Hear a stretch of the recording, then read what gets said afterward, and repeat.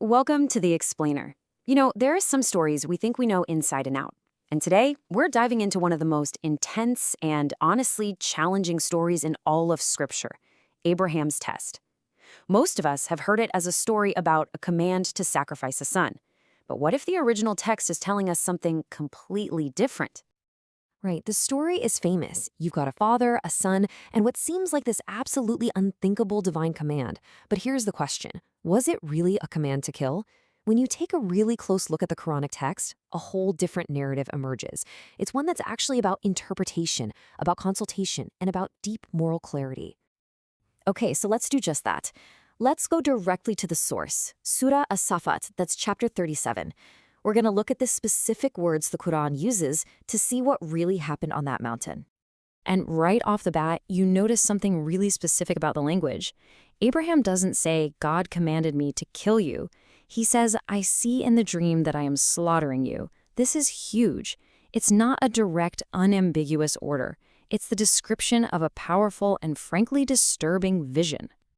And this is super interesting. The specific Arabic word used here is ru'ya. Now, throughout the Qur'an, a ru'ya is never a literal instruction manual. It's a symbolic message that has to be interpreted. Think of it like Joseph's dreams about the sun, moon, and stars. They were packed with symbols that had to be deciphered. This tells us Abraham's test is a test of understanding, not just blind obedience. So, what Abraham does next is just fascinating. Instead of saying, this is what we're doing, he turns to his son and says, consider what you think. He's not barking an order, he's opening a dialogue. He's making his son a partner in figuring out this profound moral puzzle. Then, you know the story, at that absolutely critical moment, a divine call stops them. And pay very close attention to God's response, because it's incredibly precise about what they actually achieved. And this slide, this just lays it all out so clearly. The text never says you obeyed the command. It says you have validated the vision. The test wasn't about whether Abraham would physically carry out the act. It was about his moral readiness, his trust, and his struggle to understand the vision's true meaning. Okay, so you might be thinking, is this just a clever reading of one story? Well, no. It turns out this interpretation isn't some isolated idea. It actually fits perfectly within the Quran's bigger, overarching ethical framework. I mean, think about it. A divine command to kill your own innocent son would totally contradict the Quran's most basic principles. The text is so clear that God never commands something evil or indecent, and that innocent life is sacred. So reading this story as a test of interpretation makes it uphold those principles, not violate them. And this reading also lines up perfectly with the character of Abraham that we see everywhere else in the Quran. He's consistently shown as a deep thinker, a compassionate advocate who argues with God for others, and, as we just saw, a partner to his son. He's not a mindless robot. He's a moral reasoner. Okay, but this brings up the elephant in the room, right? If the story isn't about a commanded sacrifice, then why is it so closely tied to the annual ritual of Qurban, the festival of sacrifice, Eid al-Adha? It's a great question. Where does that connection actually come from? Well, if you look only at the Quranic text of this story, that connection, it's just not there. The verses in Surah 37 are all about Abraham's personal test. They don't say a single word about believers commemorating it with a yearly slaughter. That link was actually made later, through scholarly traditions and interpretations that came after the Quran. All right, so if the command for a ritual sacrifice isn't in Abraham's story, maybe it's somewhere else in the Quran. Well, let's take a look at Surah 22, the chapter on the pilgrimage, because it definitely talks about animals in a devotional setting.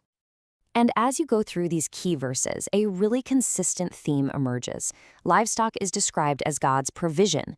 The proper response is remembrance, gratitude, and charity, eating from it and feeding the poor. What's missing? A direct, explicit command for ritual slaughter. The language is all about provision and sharing, not killing. So, after looking at Abraham's story and these other verses on pilgrimage, it turns out the Quran itself gives us the final word, a stunningly clear conclusion on what this whole idea of sacrifice is all about.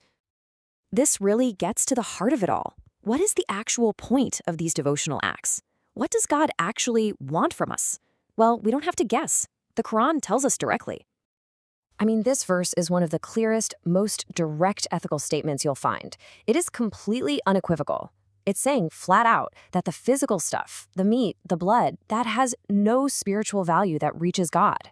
It completely shifts our focus from the external action to something else entirely. So if it's not the meat and blood, what is it? What does reach God? The verse tells us it's taqwa. And taqwa isn't about the ritual itself. It's our inner state. It's our moral consciousness, our sincerity, our awareness of God. That's the true essence of worship. So this whole journey we've been on, from Abraham's terrifying vision all the way to this beautiful definition of piety, it leaves us with a really powerful question to think about. If the physical act isn't the point, and our inner state is everything, then maybe the greatest sacrifice isn't an external ritual at all. Maybe it's the internal commitment to give up our own ego and to align what we do with our deepest moral principles. What does it truly mean to be devoted? That's the question the text leaves us to answer.